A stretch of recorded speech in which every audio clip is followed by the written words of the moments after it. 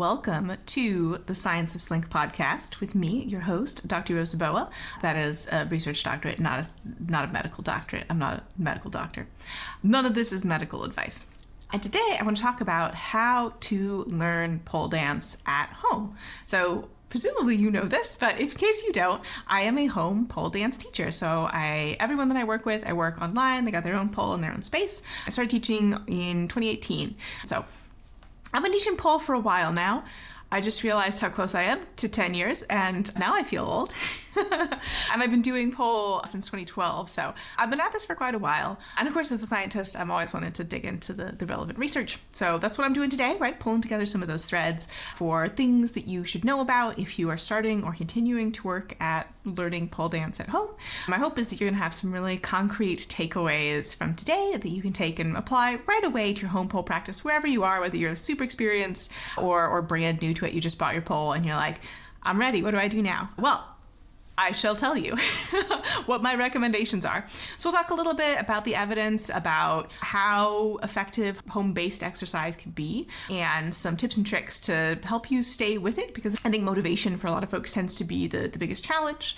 And then some discussion around structuring and supporting your training and, how to potentially avoid some of the types of common injuries that pole dancers tend to see.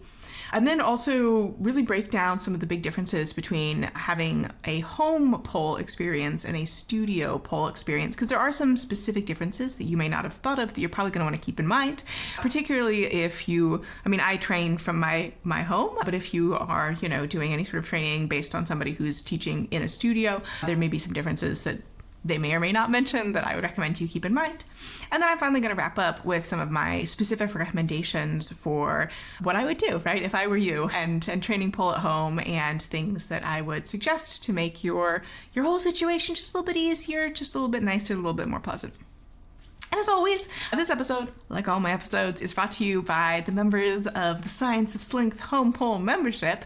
Like I said, I do this professionally, have been for a while, so I don't know, I think I'm pretty well qualified to talk about learning how to pole at home, because that's what I do. So first of all, can you effectively exercise at home? Does it work? Yes. So there's a really nice study by Agdon et al. 2023, home base versus center, except it's centre is how it's spelled because it's a British study, cardiac rehabilitation. And basically they were looking at folks who had some sort of cardiac medical problem and had been prescribed exercise to help improve their cardiovascular health, and whether they were more likely to do it if they did it at home or if they did it sort of in a guided in-person training scenario. So very similar to like a home pole versus going into a studio and taking a pole class. And what they found out was that people were actually slightly more likely to actually do the intervention if they could do it at home, just because there was that lower barrier of entry, right? You didn't have to, get dressed, get in your car, or I guess public transit, or however you get into your studio, go to the studio, except this of course wasn't a pole studio, it was like a fitness center sort of thing. So yes, evidence suggests that home exercise absolutely can be as effective as in-center exercise, and also that potentially you might be slightly more likely to actually do it. To be fair, people who've had a cardiac and medical event, I think probably particularly motivated to follow this cardiovascular training regime, because it's for their health in a very concrete and obvious way. But something that is very important, and this is drawing on, in particular, certain graves, barriers and motivations to exercise in older adults. It's really important, especially if you're working at home, that you are doing level appropriate movements, right? So you are really working at a level of intensity, a level of challenge that is slightly challenging for you, but still doable. And the reason for that is because if you are working at something that is slightly challenging, but within your capabilities, you're likely to see success. You're likely to build a sense of self-efficacy, right? You're going to see evidence that, like, yes, if I do this, I do get better. And that sort of virtuous cycle, I would say, is really strongly associated with long-term motivation to continue with movement. Because if you're listening to this, presumably you bought a home pole and it's not structural, right? Hopefully you bought it because you want to use it and you want to learn how to pole dance and you want to have a good time and feel good in your body and have fun. And if you immediately start jumping in, trying to do, random stuff you see on Instagram or YouTube, and like things that are your body's not prepared for. And that's going to really vary individual to individual, depending on your movement background, right? If you were coming in as like, so I know somebody who came into pole dance as a very serious competitive bodybuilder, obviously already had body awareness, already had quite a bit of strength, and knew how to exercise, knew what exercise felt like in their body, as opposed to like me. When I started pole, I was completely sedentary. I was in grad school and I went to school and I worked all day, and then I came home and I worked most of the night, and then I went to school and I worked all day, and I was like 80% burned out. I was not in a good way. So when I came to pole class, like, not only did I not know how to pole dance, I didn't really know how to exercise. I didn't really know what stretches were supposed to feel like. I needed to rebuild the ability to connect with my body in addition to learning how to do the pole things. So for me, learning to pole and learning pole movements, it took way longer than this bodybuilder who was able to pick things up really quickly because he had that like basis of, fitness fundamentals that did transfer over a little bit. So what it is that's going to be available to you when you first start out varies tremendously person to person, but you do want to be staying in that challenge zone where it's like a little bit challenging, right? There's a little bit of struggle, but you can do it, so that you see that you can do it, rather than trying something that's not available to you and then failing over and over and over and over, because that builds the opposite of a sense of self-efficacy, and you sort of reach that place of like, I can't do this, I'm never going to be able to do this, and then you sort of stop, right? You lose motivation. So I don't want that for you. All of that is to say, if you are training at home, you are sort of responsible for determining what's level appropriate for you, especially if you're doing your own training, you're not working with an instructor. And even though, maybe it's easier to more consistently like show up and do it, you got to make sure that what you're doing is the right thing to support you and your current level of movement and activity. At this point, you might be like, okay, great. How do I begin to build that physical capacity so I can do more stuff? So if you've listened to a bunch of my podcast episodes, you follow me on Instagram for a while, you may be familiar with this idea of the pyramid of pole that I use, where the bottom layer of the pyramid, it's got 3 layers. The bottom layer is physical capacity, right? Building that conditioning, building your strength, your flexibility, your mobility, your cardiovascular endurance, your balance, power, if you're working on power moves, all of those things that you need before you can really lock into the motor learning and the skill learning of the second level, which is technical learning. And then the top level is artistry, right? Really beginning to incorporate the movements that you've learned into your free dance and begin to play with them and express with them and just get a little bit funky with it. But first you gotta be able to do the stuff you're getting funky with, right? So before we get to that technical learning, we want to make sure we have that base of the pyramid, that capacity, that ability. So how do we get there? Well, we structure our training, right? And we do specific conditioning for the specific things that we want to be able to do on the pole, because physical adaptation is specific and not general, particularly when it comes to a lot of things that we're doing in pole, like isometric movements. Isometric movement strength adaptation is extremely specific. It is at the specific joint angle that you are training. So really important that you are adapting your training to specifically match your physical goals, your technical goals that you have on the pole. So again, let's hop into this research a little bit here.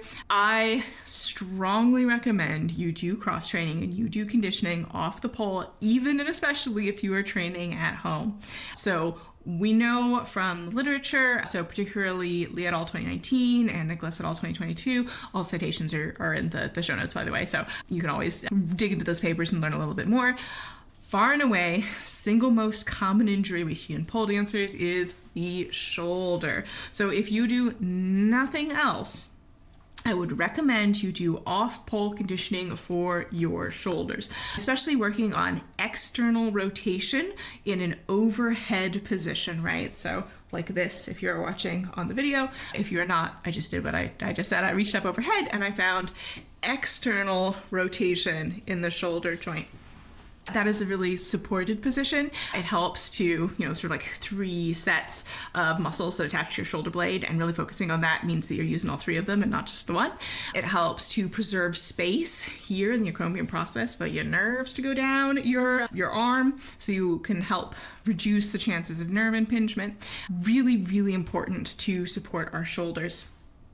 And I don't know specifically looking at the benefits of cross-training for pole, but in general, studies looking at dance have found that physical fitness training, in particular strength and endurance training, is associated with lower rates of injury and faster recovery in dance. So that's Dong et al. 2023, The Efficacy of Physical Fitness Training on Dance Injury, a Systemic Review, and the International Journal of Sports Medicine. So they really dig into the literature looking around that relationship between physical fitness training, right, strength training, endurance training, and dance injuries. Also, it improves your performance, right? And that's the reason you're doing it, is so that you can get stronger and do a better job in your skill learning. And so this is another systemic review from, apologies if I'm saying this incorrectly, Ambianker et al. 2021, Supplemental Training in Dance, a Systemic Review. And they found less evidence for the injury prevention, but they were using different inclusion criteria from the Dong et al. But they did find much stronger evidence for improved performance, right? So doing cross-training, doing supplementary physical training, working on conditioning can really help performance, was their main finding. So all of that is just like a bunch of talking for me to say, I really want you, if you are training pole at home, to also be cross-training, and in particular to be doing conditioning that's specifically designed to support your on-pole training. And this may be, something you design yourself, particularly if you do have that physical fitness background. You may work with somebody. I teach off-pole conditioning classes online, right, that are equipment optional. If you have access to equipment, I know Body by Fran and Britta both have training programs for doing in the gym to support your pole training goals. So, but whatever you do, make sure that you are supporting your body as you're beginning to try and do more pole. I would also specifically encourage you to be patient. I know that sucks to hear, but pole training is going to take time, and the physical adaptation that you need to do to increase your capacity so you can do that skill learning does take time. So muscle adaptation, generally you're not going to notice an increase in strength for at least 4 to 6 weeks. So it's going to be about a month of you training consistently before you're like, the results I wanted. I'm noticing that things are feeling easier. However, just because your muscles are adapted doesn't mean you're ready to start pushing yourself right to the next level just yet, because you do gotta worry about your connective tissue, right? Your tendons and ligaments. And generally for tendon adaptation to increase load, you need about 8 to 12 weeks. So we're talking 2 to 3 months. So if, for example, you've been working a lot on things and you're noticing, your pole climb's feeling really good, but you're starting to get a little bit of grumpiness in your elbow, you're starting to get a little bit of grumpiness in your wrist, you're starting to get a little grumpiness in your knee or your hip, that to me as a coach, as a personal trainer, would suggest that you are pushing too hard, and you should bring back the skills that you're working on. You should reduce the strain that those are putting on your body. You should increase your off-pole training load, or potentially decrease your off-pole training load, right? You may need more recovery time. It really depends on your situation. But something should change. You should not be feeling pain in your joint, especially consistent pain that follows you after you get off the pole. Pain that we're expecting to see in pole, we're expecting to see pressure where the pole presses into us. We're expected to see friction, right, where the pole sort of pushes against us, and also skin tension, right? So if you ever had that thing where somebody like grabs your arm with 2 hands and then twists their hands like they're wringing out a hand towel, that's the type of skin feeling that we expect to see on pole, and it should go away after you come down off the pole in like a couple seconds.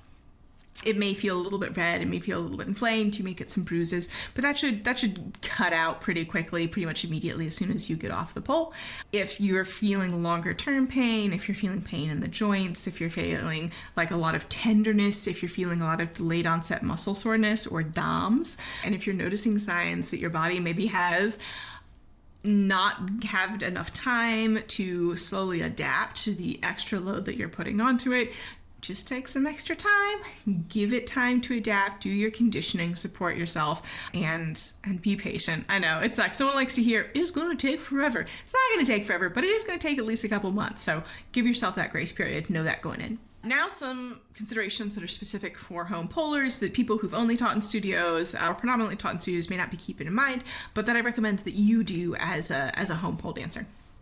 So first of all, probably you're going to have a little bit of a smaller space. I don't teach a lot of power moves. They're just not my preference as a mover, just not something I'm particularly drawn to. But also, a lot of my students are working in, 4 square feet maybe.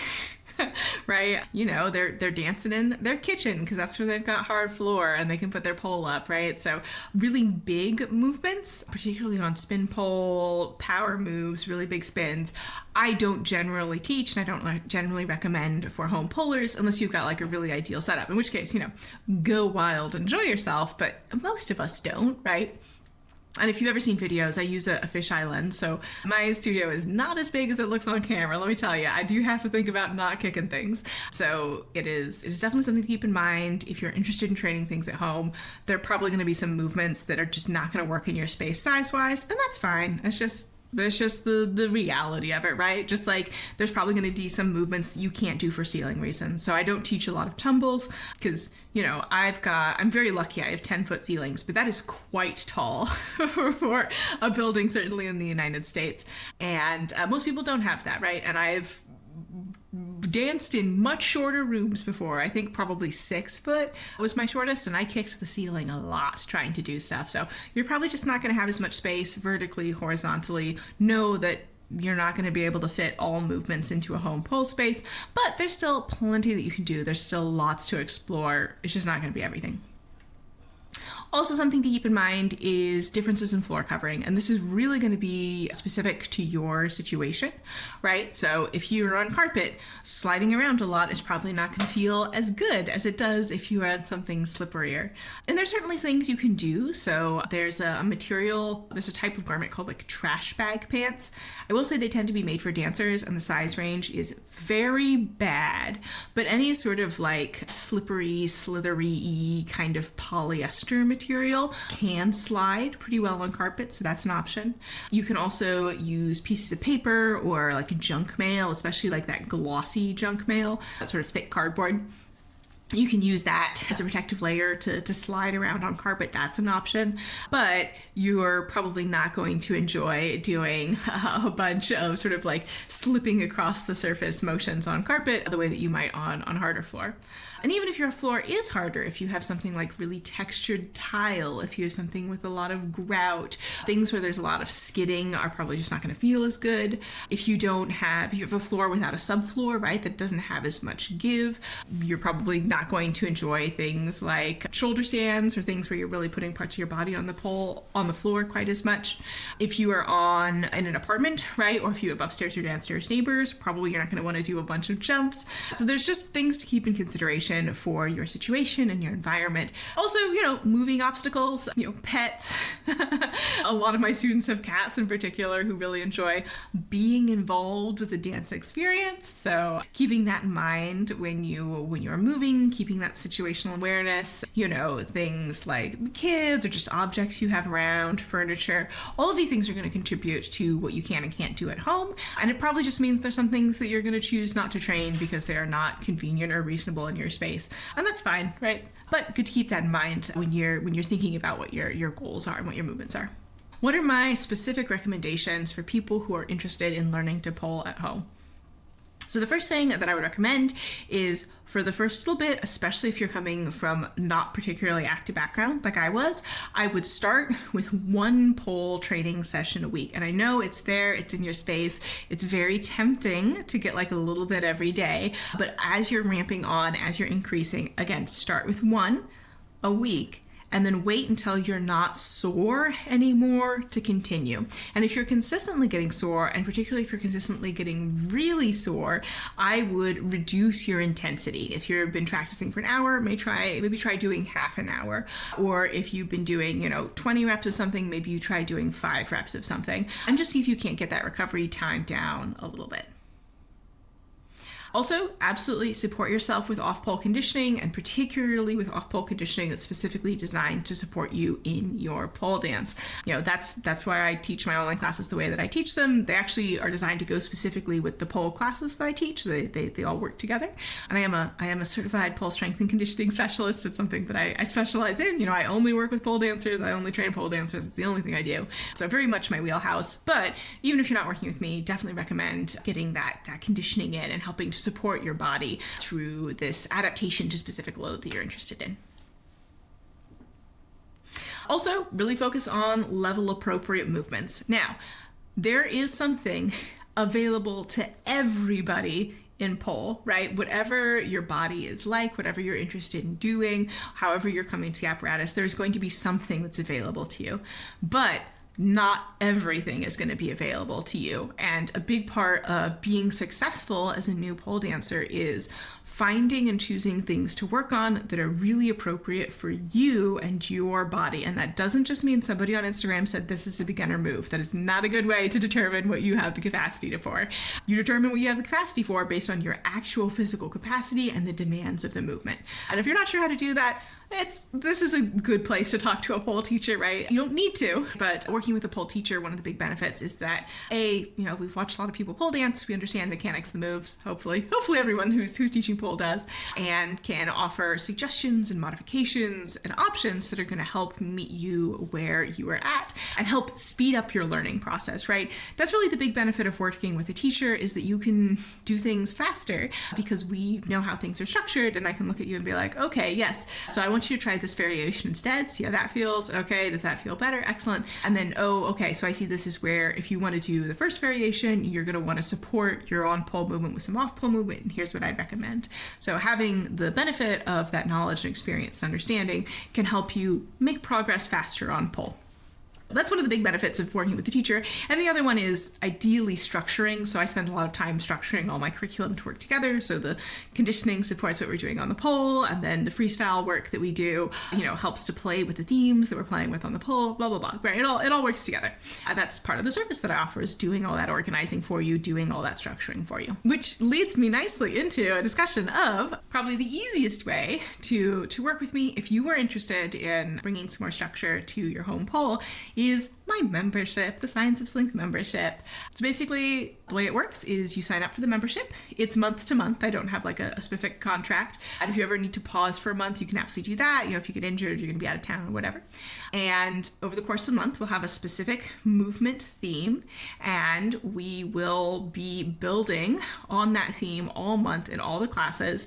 And I teach 5 classes a week, and everything is included. Now, I will say, if you are just coming in from not having done anything, maybe you start with 3 of those classes a week. Maybe you start with 2 of those classes a week. But as long as you take 1 of them a week, it's still actually cheaper than taking those classes as drop-in, because I want you to have consistency in your movement.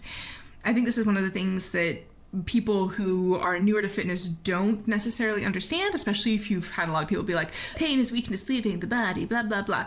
Consistency is so much more important than intensity when it comes to increasing your physical capacity. So I do not care that you go super hard, once a month. I would prefer you not do that. I would prefer you come up and go medium, go small, 4 times a month, 5 times a month, 8 times a month. As long as you're showing up consistently, you are going to see progress. And having someone who helps keep you accountable and help structure that, like me, or whoever else you're working with, or maybe you've got a pole buddy and you help each other. Whatever it is that's helping support you in your movement, somebody who can help you show up consistently, who can help you, evaluate, am I trying to do things that just really aren't in my capacity, and also help remind you to do your off-pole conditioning to support your skill learning with your physical capacity improvements and your specific adaptation, will really, really help. So hopefully this is helpful for you. Hopefully you've got some tidbits that you can take with you. As always, I've got all my citations down there. And if you are interested in coming to work with me, I'd love to have you. If not, perhaps I will see you on another podcast episode. I got a big backlog, lots of stuff for you to dig into. And I hope to slink with you soon. Bye.